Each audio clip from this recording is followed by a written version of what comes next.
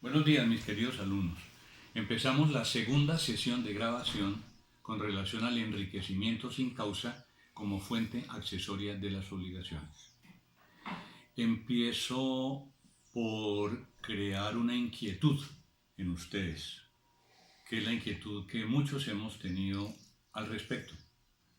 ¿Será que el enriquecimiento sin causa es distinto al enriquecimiento injusto? ¿Será que los efectos son diferentes?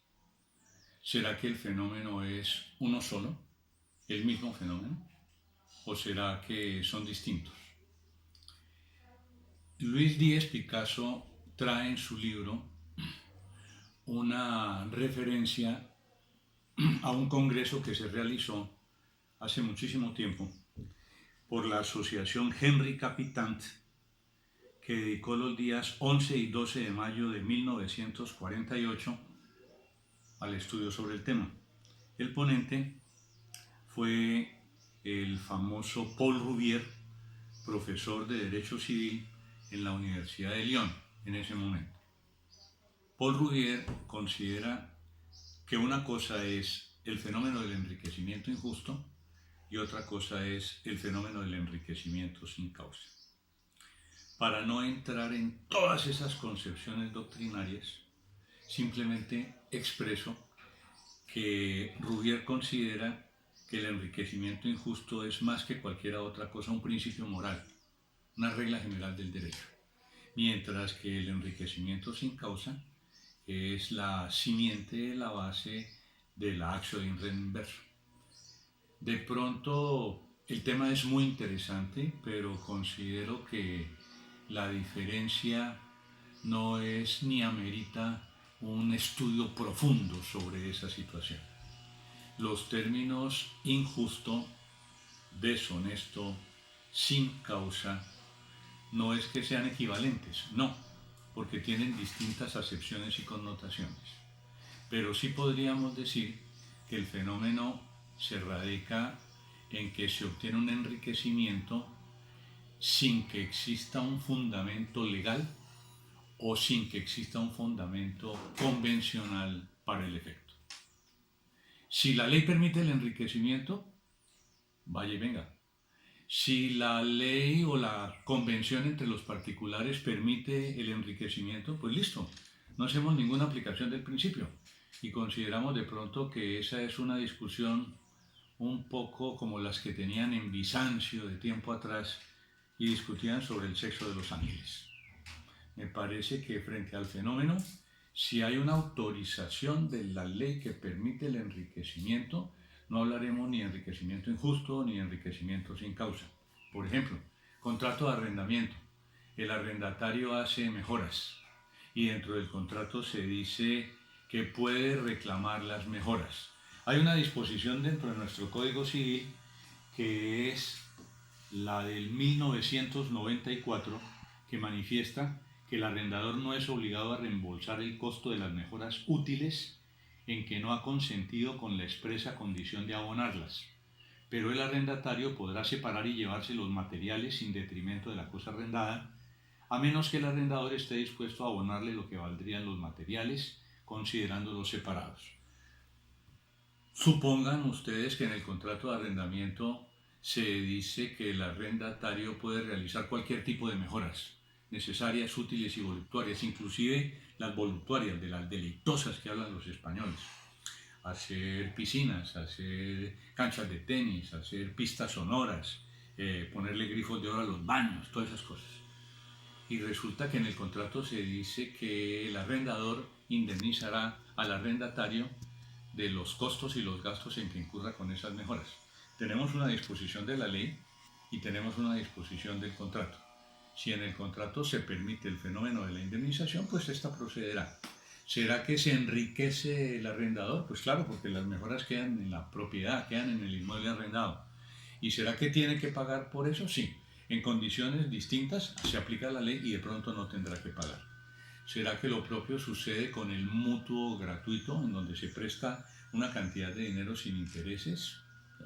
De manera que el fenómeno es particular y en cada legislación se aplica de forma diferente. Hablemos de los elementos y de las características del principio del enriquecimiento sin causa. La doctrina al unísono considera que son 5 los postulados o los requisitos para que se dé, para que proceda el fenómeno del enriquecimiento sin causa. Los menciono, luego explico cada uno de ellos y al final, cuando ustedes encuentren la explicación de todos ellos, podrán tener un concepto claro sobre el fenómeno y sobre el principio. Antes no. Antes, cuando hablemos de cada uno por separado, pues simplemente presentamos un valor absoluto matemático, 7 absoluto matemático, más o menos, no importa, valor absoluto. De manera que déjenme expongo los que la doctrina considera cuáles son esos elementos fundamentales y luego los explico. En sentir de la mayoría de los doctrinantes son 5. Debe existir primero un enriquecimiento. Una persona se tiene que enriquecer. En segundo lugar, debe existir un empobrecimiento. Una persona se tiene que empobrecer. En tercer lugar, debe existir una relación de causalidad entre el empobrecimiento y el enriquecimiento. O sea, el enriquecimiento y el empobrecimiento tienen una correspondencia unívoca, se dan porque el uno existe frente al otro y el otro frente al uno, hay una correlación. En cuarto lugar, debe existir ausencia de causa. Explicaremos todo ese fenómeno de la causa en materia del principio. Significa lo anterior que el enriquecimiento no debe tener causa y que el empobrecimiento tampoco debe tener causa. Y por último, el quinto elemento, que no exista una norma de derecho positivo que permita tanto el enriquecimiento como el empobrecimiento. Hablar de ellas es muy sencillo, relacionarlas es muy sencillo. El fenómeno importante radica en buscar la correlación, buscar cómo es esa interrelación entre los 5 elementos. Perfecto, hablemos del primero de ellos. Una persona tiene que enriquecerse, hay enriquecimiento de una persona. Esa primera condición, para que proceda, se requiere que una persona obtenga un beneficio, que una persona obtenga un aumento, obtenga en términos generales un enriquecimiento. Ese enriquecimiento consiste en toda ventaja, toda utilidad, todo incremento patrimonial que una persona tenga cuando ese incremento es susceptible de ser apreciado en dinero. Si ese enriquecimiento no es susceptible de ser apreciado en dinero, no encuadra dentro del elemento enriquecimiento de una persona. No estoy hablando de que el estudio me enriquece, de que la poesía me enaltece, etcétera, etcétera. Estoy hablando de conductas a través de las cuales tengo un enriquecimiento que se puede medir en términos de numerario. No necesariamente todas las conductas implican traslado de dinero. Me enriquezco cuando vendo el caballo clavileño con un excelente precio y el comprador me lo paga. Me enriquezco cuando hago operaciones en bolsa de especulación y vendo mis acciones con un magnífico precio. Me enriquezco cuando arriendo un local de comercio o un establecimiento en un centro comercial y obtengo un magnífico precio. Me enriquezco cuando me encuentro un tesoro. Me enriquezco cuando a través de la accesión, a través de la ocupación, aumenta la cabida de mi predio por el lento e imperceptible retiro de las aguas. Y entonces se seca un lago y mi predio aumenta de cabida. O hay una avenida de un río y se forma una isla y frente a esa situación tengo propiedad sobre la isla que se forma. Me enriquezco cuando me gano la lotería. Me enriquezco cuando voy a un casino, practico juegos de azar, la ruleta, apuesto al 17 negro y gano. Me enriquezco cuando un amigo me presta un apartamento en San Andrés y ese apartamento tiene la persona que hace el aseo y además tiene el carro para transportarme en la isla y tiene todas las facilidades. No pago un solo peso porque es un regalo que me hace un amigo. Me enriquezco cuando tengo un predio en un barrio subnormal y pasan una avenida pavimentada frente a mi casa y entonces el predio aumenta de valor. Me enriquezco cuando vivo en una zona deprimida y el Estado me lleva a servicios públicos y el predio aumenta de valor. De manera que ustedes podrán encontrar que existen muchas medidas de enriquecimiento, tantas como pueda imaginar el ser humano. Hay medidas de enriquecimiento cuando disminuyen mis pasivos. Si me perdonan una deuda, prescripción liberativa frente al capital o los intereses, o me dicen que no pague intereses compensatorios, me enriquezco. Si por cualquier motivo el acreedor destruye el título y me perdona a través de la remisión la obligación, me enriquezco. Me enriquezco cuando muere mi padre y no tiene sino muchos bienes de fortuna y no tiene pasivos, soy su heredero o soy un legatario de un causante y esos bienes pasan a mi activo patrimonial. De manera que, ¿con esto qué quiero significar? Quiero significar que hay muchas formas de enriquecimiento, que esas formas de enriquecimiento no necesariamente implican el traslado del dinero entre las personas, que el enriquecimiento se puede dar y generalmente esa es la medida como se estima cuando tiene un contenido de valor. ¿Cuánto me vale un apartamento en San Andrés y Providencia por una semana? Si yo voy a rentarlo o si voy a rentar una habitación de un hotel, ¿cuánto me vale? ¿$100? ¿$150? ¿Y por 7 días $1.000? ¿Y si voy con mi familia y tiene que ser grande, 2.000? ¿Y de dónde sale ese dinero? Pues de mi patrimonio. Y si resulta que me prestan el apartamento, entonces no será que me enriquezco. Creo absolutamente que sí. Hay un fenómeno de enriquecimiento. De manera que el enriquecimiento implica ventajas, aumentos, implica una consideración de numerario, de valor con relación a las situaciones que lo comportan, implica esa situación de aumento desde el punto de vista patrimonial. ¿En qué consiste el empobrecimiento? Lo contrario, el empobrecimiento se mira como la antítesis del empobrecimiento y pueden suceder muchísimos fenómenos, tantos, reitero, como la naturaleza humana los pueda concebir.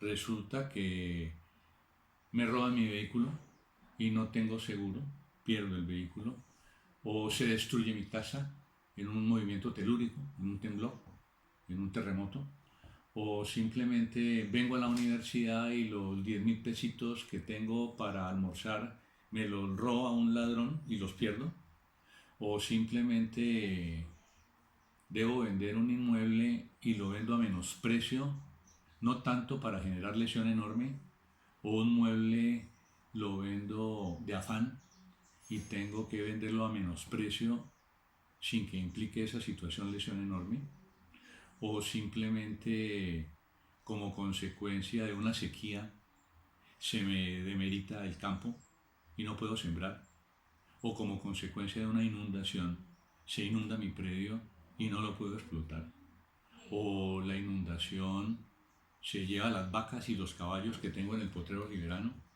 inunda el potrero que está sembrado con caña de azúcar y tengo pérdidas como consecuencia de un movimiento telúrico, de un fenómeno de fuerza mayor, de caso fortuito, como consecuencia de enfermedad no puedo trabajar.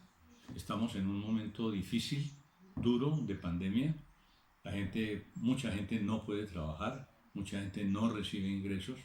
¿Será que sufre un fenómeno de empobrecimiento? No me cabe la menor duda.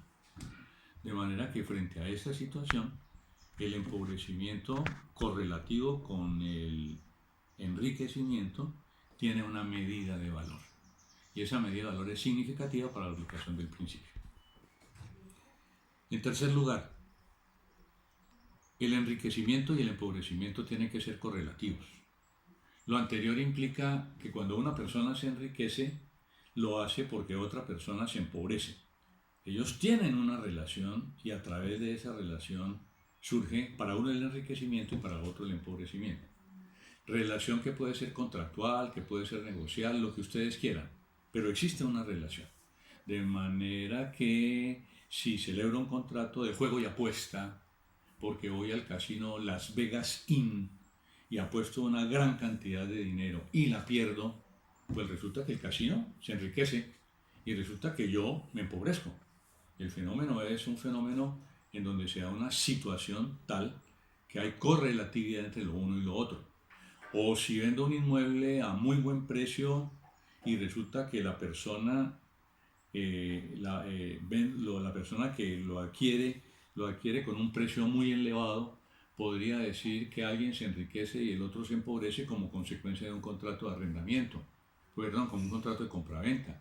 O cuando una persona en un contrato de arrendamiento efectúa mejoras y hace piscina, y hace jacuzzi, y hace sauna, cancha sonora y demás, y en el contrato dice que no se le indemnizarán sobre las mejoras que haga, o no se le indemnizarán sobre las expensas, aun sean necesarias.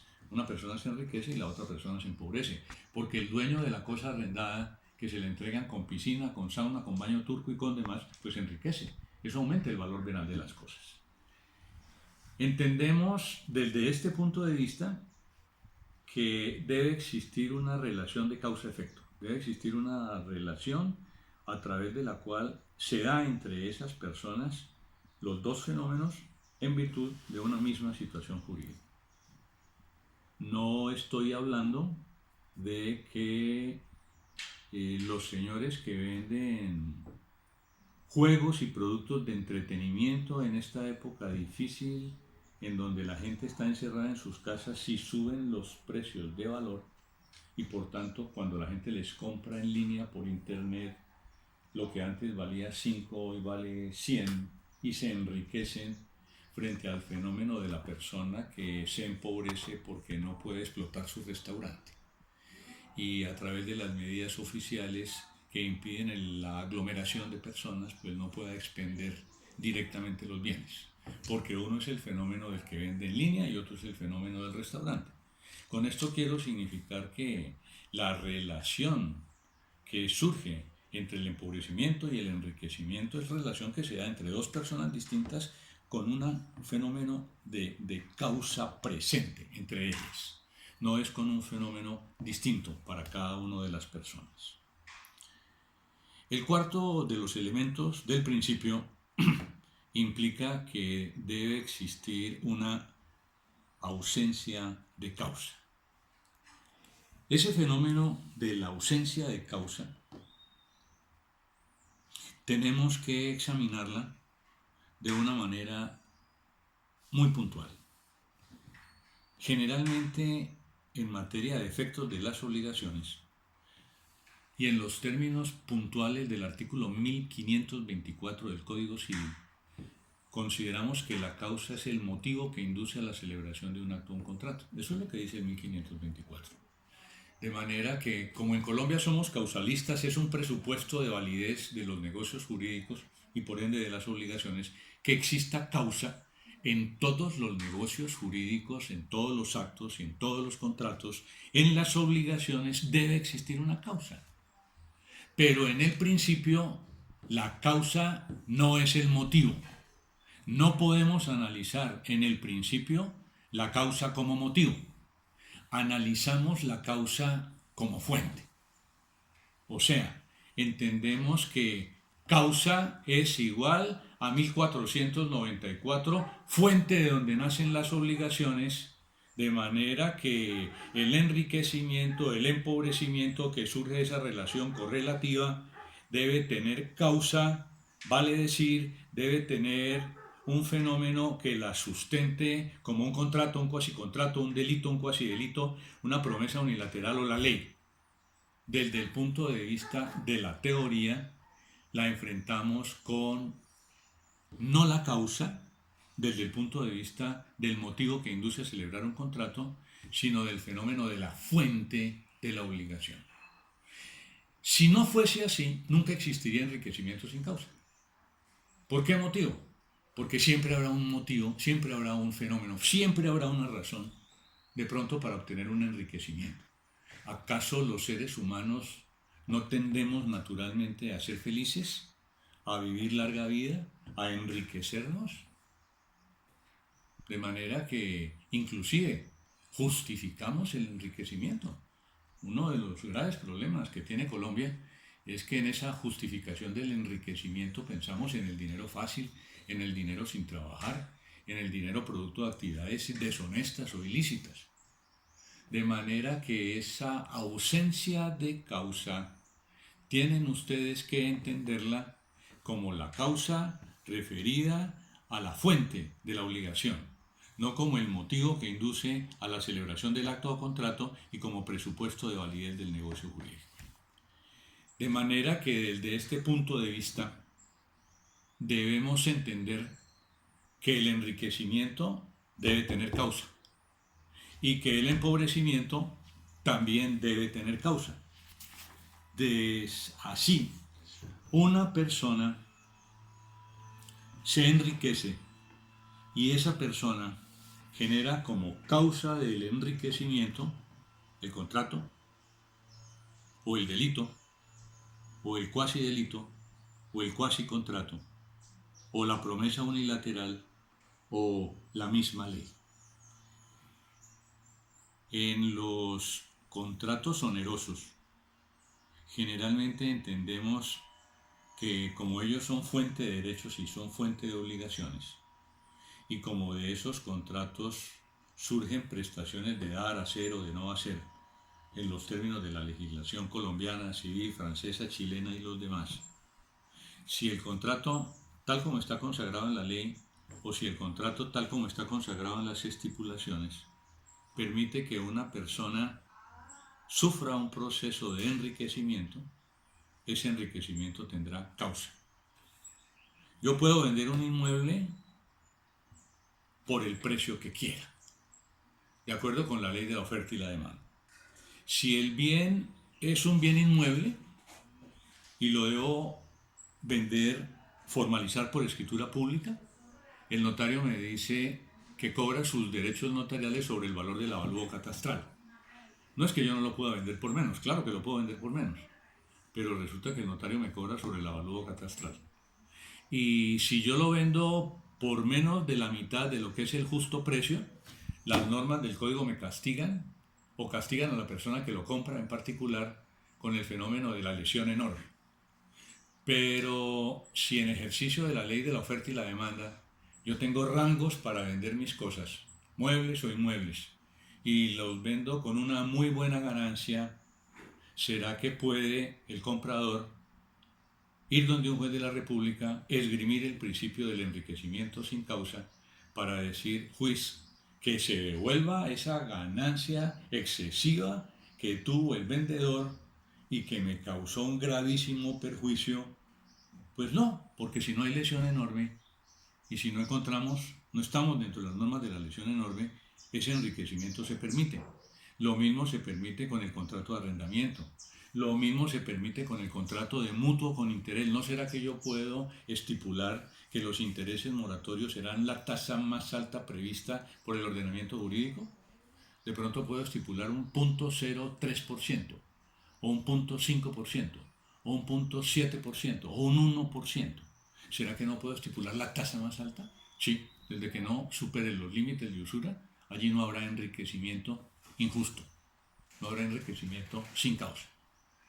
Si en el contrato de arrendamiento se permite que el arrendatario haga las mejoras y al final no se le indemnicen, o sea, contrariando un poco lo que dice la disposición del 1994 del Código Civil, y el arrendatario, como en la época de los mafiosos en Colombia, hacía piscinas y saunas y hacía canchas sonoras para la exhibición de los caballos y hacía baños turcos y grifos de oro en los baños, etcétera, cosas extravagantes, pero en el contrato simplemente se decía, puede hacerlos, pero al final del contrato no se indemnizan.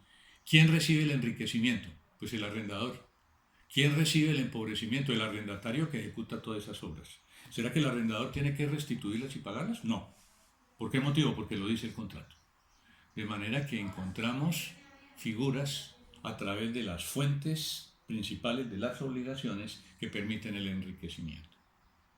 Ustedes dirán, ¿y será que solo son derivados de los contratos? No. ¿Qué pasa si me divorcio de Teresa, doy origen al divorcio? Teresa es una santa y el juez me condena a pagarle 1.000.000 de pesos mensuales como pensión alimentaria, creo que en los términos del 311 del Código Civil, y se me obliga a esa situación. ¿Por qué motivo? Porque en los términos de la ley, los términos de esa disposición de los alimentos, veámosla.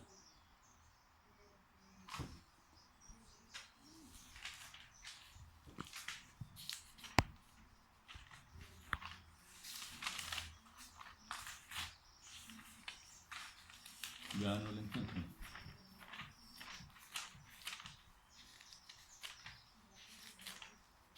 De todas formas, la ley obliga a los padres a pagarle alimentos a los hijos, obliga al cónyuge que no ha dado lugar al divorcio a pagarle la pensión alimentaria al otro cónyuge.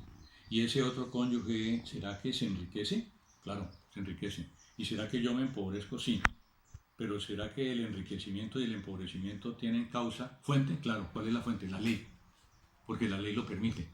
De manera que desde ese punto de vista hay fenómenos en virtud de los cuales el enriquecimiento está permitido. Y el empobrecimiento también. Les doy con relación al empobrecimiento 2 o 3 ejemplos. ¿Será que si voy a un casino y apuesto una fortuna y la pierdo, yo puedo demandar a través de la acción de inreverso al casino para que me devuelva lo que perdí? No, eso lo hice en virtud de juego y apuesta, son contratos permitidos.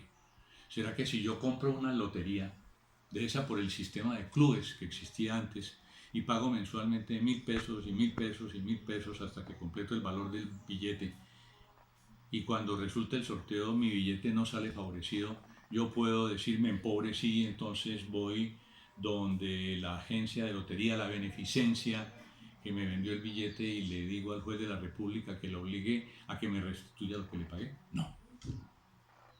Si hay una fuente que permite el enriquecimiento o el empobrecimiento, pues entonces no consideraremos que es un fenómeno deshonesto, que es un fenómeno injusto y que es un fenómeno que no tiene causa. Por último, el quinto de los elementos implica que no debe existir una regla de derecho positivo en virtud de la cual se permita el enriquecimiento de una persona o el empobrecimiento de otra persona. Permítanme, yo les leo una parte de una famosa sentencia del 19 de noviembre de 1936, en donde fue ponente Francisco Múgica, miembro de la Corte Admirable. La encuentran ustedes en la Gaceta Judicial, tomo 44, números 1918 y 1919, de febrero y marzo de 1937, página 471. Dice: la acción de inreverso no procede cuando con ella se pretende soslayar una disposición imperativa de la ley. Ello significa que si el empobrecido tiene un derecho subjetivo, derivado de un contrato, de un cuasicontrato, de un delito, de un cuasidelito o de una disposición legal que le permite accionar de manera autónoma contra el enriquecido, no está legitimado para ejercer la acción de inreverso, pues lo que procederá será el ejercicio de la acción que le otorga la detentación de dicho derecho subjetivo y no la que genera el enriquecimiento sin causa. Por ejemplo, si en un contrato de arrendamiento se permite al arrendatario la construcción de mejoras en el inmueble arrendado y al término del arriendo el arrendador no las paga, a pesar de su reconocimiento 1994, la acción que tiene aquel será la derivada del negocio jurídico de arrendamiento y no aquella en virtud de la cual el arrendador se enriqueció en detrimento del arrendatario. Lo propio sucede con el gestor oficioso que en su actividad beneficia al agenciado, o con el comunero, que hace gastos en favor de la comunidad, o con el tutor o curador, que mejora los bienes del pupilo, pues en cada uno de estos casos se está provisto de acciones específicas para exigir el pago de las expensas invertidas en favor de quien recibe el beneficio o la utilidad. Dice por último la Corte en la sentencia del doctor Tapia Spilonieta lo siguiente: la acción de in verso no procede cuando el actor, por hecho o culpa suya, troca su derecho nacido de obligación civil en un derecho inánime de obligación natural. De allí que no es válido alegar el enriquecimiento sin causa por parte del acreedor que ha dejado extinguir una obligación por prescripción, o para el acreedor civil que no tiene pruebas de su acreencia y la obligación se convierte en una obligación natural, o para el acreedor putativo por no haber sido reconocido como verdadero acreedor en un acto al contrato al que le faltan las solemnidades que la ley exige para que produzcan efectos civiles. De manera que desde este punto de vista tienen ustedes presentes los 5 elementos del principio, tienen que aplicarlos a cada situación particular y tienen que integrarlos. Si falta uno de ellos, no se aplica el principio. Si faltan 2, no se aplica el principio. Si falta alguno, el principio no procede. Procede la aplicación de los 5 elementos que se correlacionan, que se interaccionan. Hay una imbricación entre los 5 principios y ustedes pueden aplicar la acción de in reverso. De manera que, ¿cuál es la finalidad del principio del enriquecimiento sin causa? Reitero lo que dije en la clase anterior. La finalidad del principio del enriquecimiento sin causa no es otro distinto que eliminar el empobrecimiento que alguien sufre sin justificación. Si lo encuadramos dentro de la teoría del patrimonio, porque hay un desplazamiento de patrimonios injusto porque no tiene causa. Si lo encuadramos dentro de la teoría de la responsabilidad civil, es simplemente que ese enriquecimiento no tiene una manifestación de autorización desde el punto de vista de la causa, que en este fenómeno es la situación de la fuente. El ejercicio de la acción de in reverso es única y exclusivamente para obtener la restitución de lo que se tenía antes del enriquecimiento y el empobrecimiento. La acción de in reverso no es una acción que lleve al pago de daños y perjuicios. No es una acción en la cual se exija la reconvención judicial para constituir en mora al deudor, porque no persigue el pago de los daños y los perjuicios. Desde este punto de vista, la acción de in reverso es una acción declarativa, no es una acción ejecutiva, no es una acción de indemnización, o sea, no tiene el carácter indemnizatorio. ¿Será que entonces procede la restitución de la cosa con sus aumentos, con sus frutos, con sus mejoras? El enriquecido tiene que entregar la cosa. Y al entregar la cosa, puede estar obligado a entregar una suma de dinero o puede estar obligado a entregar una cosa de género o un cuerpo cierto. Si debe entregar cualquiera de estas 3 cosas, debe entregarlos en los términos que establece la ley. No desde el punto de vista de las indemnizaciones, sino desde el punto de vista de cómo se entregan las cosas. Mucho más adelante estudiaremos desde el punto de vista del pago este fenómeno de cómo se hace la entrega de las cosas. Por ejemplo, dice el artículo 1648 del Código Civil cómo se debe hacer el pago. Si la deuda es de un cuerpo cierto, debe el acreedor recibirlo en el estado en que se halle, a menos que se haya deteriorado y que los deterioros provengan del hecho o la culpa del deudor o de las personas por quienes éste sea responsable. Las cosas se entregan cuando son cuerpos ciertos, con sus aumentos, con sus deterioros, cuando son bienes de género, como el género no perece, se entrega uno de mediana calidad. De manera que si la cosa fluctúa y se debe entregar en virtud de la acción de reverso, se debe efectuar la entrega con los frutos. Si la cosa tiene mejoras, porque se debe entregar la vaca vacaflor, y la vaca vacaflor parió y tiene un ternero y todavía lo está amamantando, se debe entregar con el ternero. Si la cosa es dinero y el dinero fluctúa, se debe entregar con sus frutos. De manera que no procede la acción de reverso como una acción indemnizatoria. Procede como una acción simplemente restitutoria. Solo que en la medida de la ley se establece cómo se da el fenómeno de la entrega de las cosas con sus aumentos, con sus frutos y demás. Los invito a que lean los artículos 961 y siguientes del Código Civil que hablan sobre cómo se hace la restitución en cuanto a las prestaciones mutuas.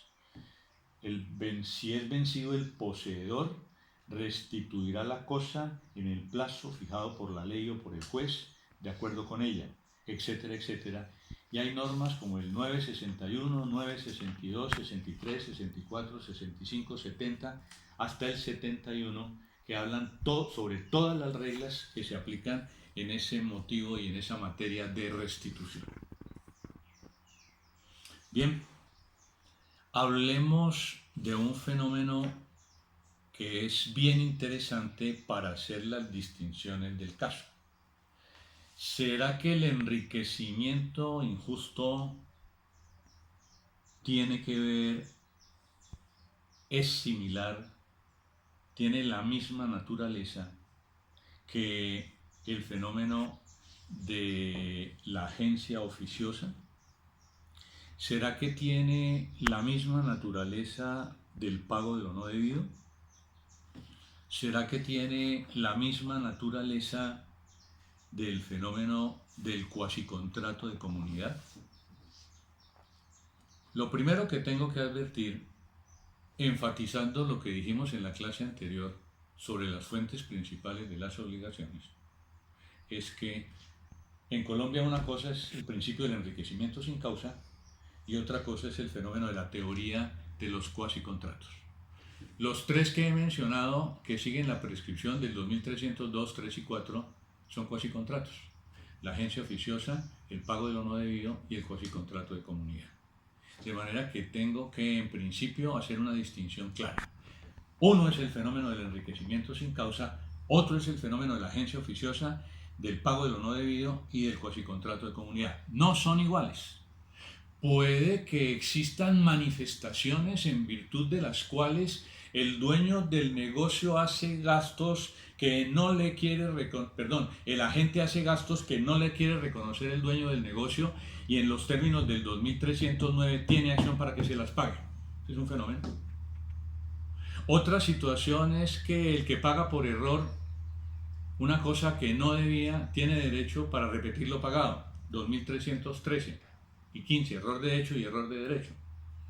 Y en el fenómeno de la comunidad, el comunero que hace y asume los costos y los gastos en desarrollo de la actividad de la comunidad y para beneficiar a los demás, tiene derecho a que esos costos y gastos se le restituyan. Tiene derecho porque surgen acciones de los cuasicontratos. No tiene derecho porque surgen acciones del enriquecimiento sin causa. ¿Ven ustedes la gran diferencia en materia de esta aplicación? La una surge como una fuente principal de las obligaciones, todo lo que son los cuasicontratos. La otra surge cuando una fuente accesoria. Si hay agencia oficiosa, no aplico el enriquecimiento sin causa. Si no hay ninguna de estas, ni hay ley, ni hay contrato, ni hay cuasicontrato, ni hay delito, ni hay cuasidelito, porque no tengo fuente principal, me voy a las fuentes accesorias, no puedo aplicar la analogía, no puedo aplicar la doctrina constitucional, y entonces frente a ese fenómeno aplico el principio del enriquecimiento sin causa, porque es una fuente accesoria aplicable. Y estamos hablando en los términos del derecho civil. ¿Qué sucede en materia penal? En materia penal la situación es bien distinta. Se habla no del enriquecimiento injusto, no se habla del enriquecimiento sin causa, sino que hablamos del enriquecimiento ilícito. Y ese tema del enriquecimiento ilícito en Colombia tiene una particularidad. Y una particularidad que generalmente no se encuentra en ninguna legislación foránea, en ningún otro país, debido a que el enriquecimiento ilícito en materia penal tiene consagración constitucional.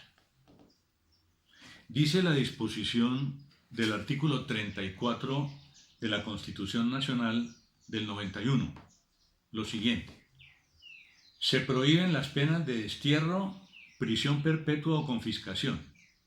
No obstante, por sentencia judicial, se declarará extinguido el dominio sobre los bienes adquiridos mediante enriquecimiento ilícito en perjuicio del tesoro público o con grave detrimento de la moral social.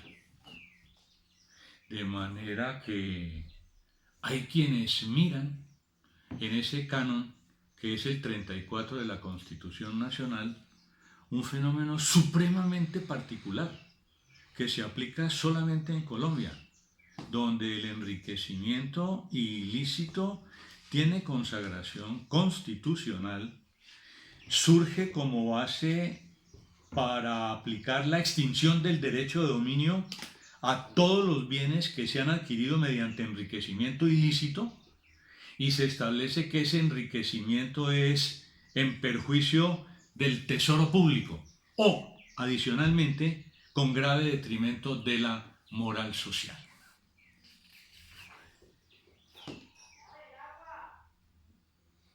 Tenemos que entender que la situación del enriquecimiento ilícito en Colombia surge después de toda la parafernalia del narcotráfico, que es fuente de la mayoría de nuestros males. El narcotráfico permeó tanto nuestra sociedad, nuestras instituciones públicas y privadas, permeó tanto el espíritu de la gente, que pienso yo que se ideó un fenómeno de tipo constitucional para luchar contra ese flagelo del narcotráfico que hoy, 30, 40 años después, nos golpea, porque es la simiente de la violencia que afecta a nuestro país, que es la simiente del dinero fácil que corroe la juventud, porque la juventud quiere enriquecerse de la noche a la mañana sin trabajar. Y frente a esa situación, simplemente para explicar, tomo una sentencia de la Corte Constitucional, la sentencia 139 del julio 18 de 1996, en donde fue ponente Vladimiro Naranjo Mesa.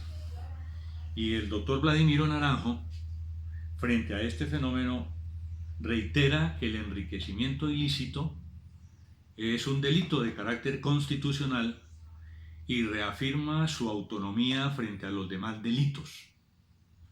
Señala la Corte en esa sentencia que el enriquecimiento ilícito es una conducta delictiva a la cual se refiere expresamente la Constitución política y que, por tanto, demanda como exigencia imperativa ineludible su adecuada tipificación legal. Conceptualiza esta providencia que, desde el punto de vista del derecho comparado, pareciera exótico el que en una Constitución se ocupe específicamente de un determinado delito, como lo hace la Constitución en Colombia con relación al fenómeno del enriquecimiento ilícito.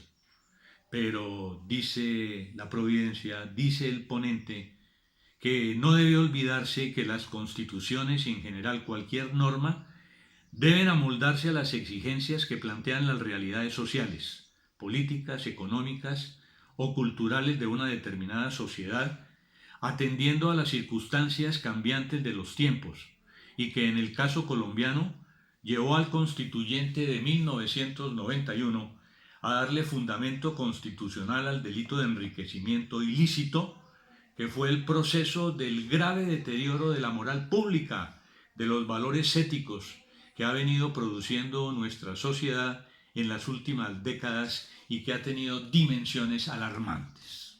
De manera que lo que hizo la Corte fue poner de presente todas esas circunstancias que ya mencioné, para que a través del enriquecimiento ilícito se pudieran sacar del comercio, se pudieran decomisar, si se puede llamar en los términos penales, existe el comiso, todos los bienes muebles o inmuebles adquiridos con el producto de esas actividades.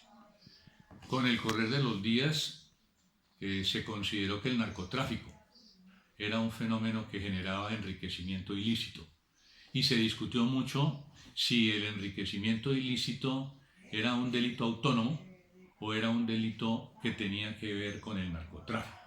Como se discute hoy dentro del fenómeno del proceso de paz, si todas esas conductas de narcotráfico de las FARC y de los grupos al margen de la ley fueron conductas típicas, jurídicas, anticulpables y culpables autónomas o producto también del fenómeno del enriquecimiento ilícito.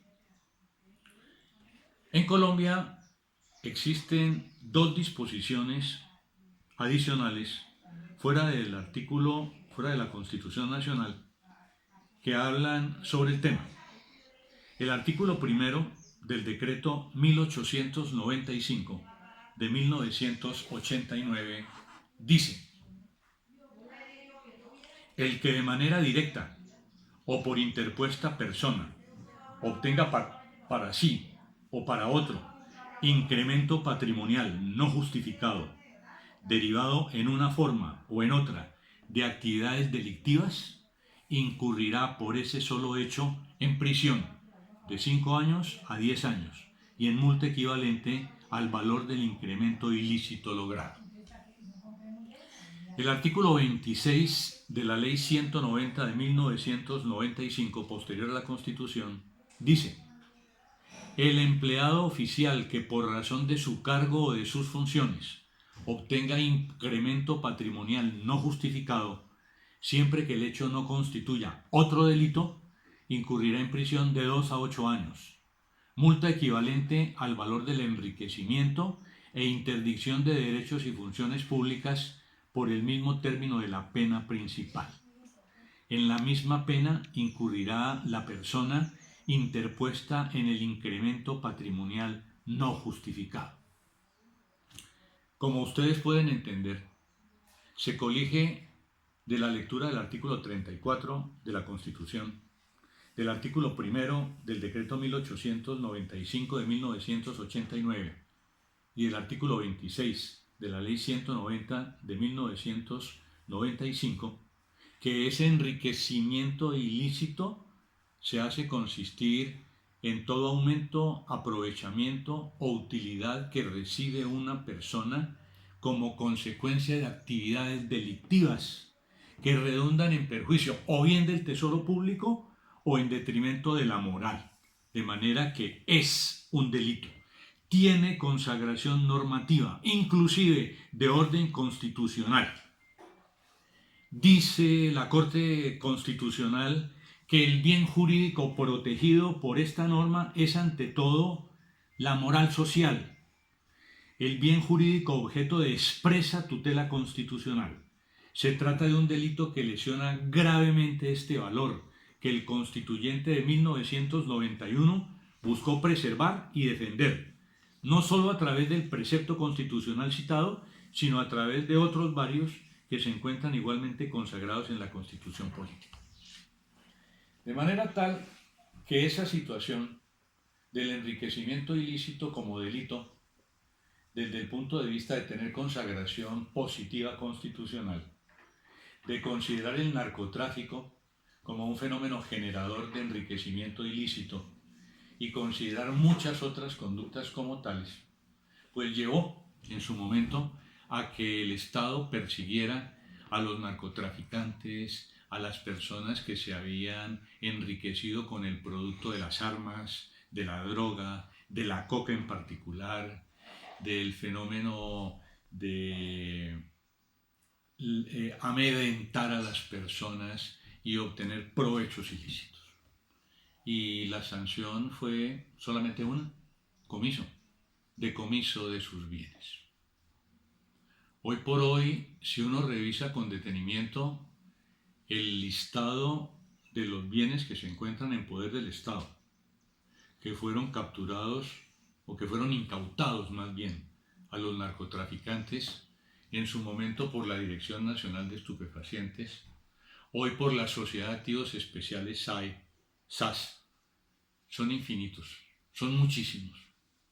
Y esos bienes se encuentran en poder del Estado en virtud de sentencias que, con base en los tipos legales ya descritos, declararon fenómenos de enriquecimiento ilícito, procedieron al decomiso de los bienes y a la entrega de los bienes para cumplir funciones sociales, como puede ser la restitución de las tierras a los campesinos, a los pequeños campesinos y trabajadores del campo, o bienes que todavía, sin razón aparente, porque no se explica uno después de tantos años, siguen en poder del Estado y no se han convertido en dineros líquidos para que ingresen a favor de trabajos sociales.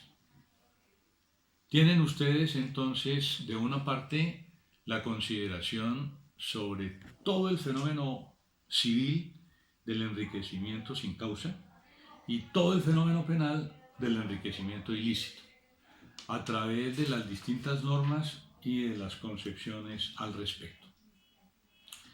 Me queda por último solo hablar de la actio de inrenverso, presentarles sus características, presentarles sus connotaciones, para que ustedes, una vez completo todo el estudio, puedan desembocar en la parte adjetiva, en la parte procesal. Fenómeno muy importante, porque no existe en nuestros códigos de procedimiento un proceso típico que regule la actio de inrenverso. Ustedes encontrarán fenómenos típicos procedimentales para la acción de pertenencia, para la restitución de inmuebles arrendados, para la rendición de cuentas, para el fenómeno de las servidumbres, derechos reales, derechos personales, pero no para el enriquecimiento injusto. Ese fenómeno de enriquecimiento injusto a través de la actio de inrenverso implica, primero, es una acción personal. No está enlistada en el 665, no es una acción real. No está enlistada en el 666, que habla sobre los derechos personales, y en el 665, que habla sobre los derechos reales. No dimana del dominio, la sucesión por causa de muerte, del usufructo, uso, habitación, ni de los fenómenos referidos a los contratos. No, dimana de todo lo que ya hemos mencionado, pero es una acción personal. Acción personal que se concede ¿a quién? Al empobrecido. ¿Contra quién? Con la persona que se enriquece. Cuando no existe causa ni el enriquecimiento ni en el empobrecimiento, y cuando no existe una norma de derecho positivo que lo permita. De manera que es una acción personal. Es una acción declarativa. O sea, declara que existió el enriquecimiento en contra de una persona que se empobreció. La aplicación del principio romano. No es una acción ejecutiva. No es una acción en virtud de la cual el juez diga, libro mandamiento de pago contra el que se enriqueció para que le devuelva al que se empobreció. Es una acción que dice, yo, juez de la República, declaro que aquí hay un enriquecimiento sin causa. ¿Por qué motivo? Porque se dan los elementos y demás. Es una acción declarativa. No es una acción de ejecución, ni es una acción de condena. Y como acción declarativa no implica el pago de daños y perjuicios. Implica simplemente que se cese en ese fenómeno de empobrecimiento y que en la práctica se restituyan las cosas al estado que tenían antes. Hago referencia a lo que ya manifesté sobre el fenómeno de los cuerpos ciertos, de los bienes de género y demás. Es una acción subsidiaria. Se ha sostenido siempre que la acción in reverso procede cuando no hay una fuente principal de las obligaciones. De manera que en esta medida, si existe cualquiera de los elementos del 1494 con sus correspondientes acciones, se aplicarán estas. No se aplicará la acción in reverso. ¿Por qué motivo? Porque es una acción subsidiaria. Solamente se experimenta esta acción cuando la acción principal no procede. De pronto, en algunos casos se diría cuando ha sido ejecutada esa acción sin éxito por insolvencia del deudor, en algunos casos, por ejemplo en el fenómeno francés. En el fenómeno colombiano sabemos que si hay caducidad, no aplica la acción in reverso. Si hay prescripción, no aplica la acción in reverso. O sea, la acción in reverso no acaba con los efectos de la ausencia de ejecución de una persona. Recuerden el principio nemo auditur quodam propiam turpitudens allegans. No será oído quien alega su propia torpeza. Si yo no ejercito mis derechos y dejo prescribir el título, después no puedo decir válidamente enriquecimiento sin causa. Si yo no presento el cheque dentro de los términos previstos por la ley caduca, no podré decir después enriquecimiento sin causa. ¿Por qué motivo? Porque la ley no permite la tontería de las personas. La ley no permite como fenómeno de exculpación la torpeza de las personas. De manera que la acción de in reverso es una acción subsidiaria. Estas son las características fundamentales. De manera que ustedes tienen toda la posibilidad y tienen todo el bagaje para poder aplicar la teoría en la legislación civil colombiana. En la legislación mercantil el fenómeno es diferente, porque la acción in reverso es una acción principal. Surge de una fuente principal, en virtud de lo dispuesto por el 831 del Código de Comercio. Creo que con esto he presentado la totalidad de los aspectos frente a la teoría. Estúdienlos. Pueden acudir al libro de apuntes sobre obligaciones y contratos, ahí se hace un resumen sobre la materia, o pueden acudir a los distintos libros que les he mencionado en el transcurso de las charlas. Muy amables, mil gracias.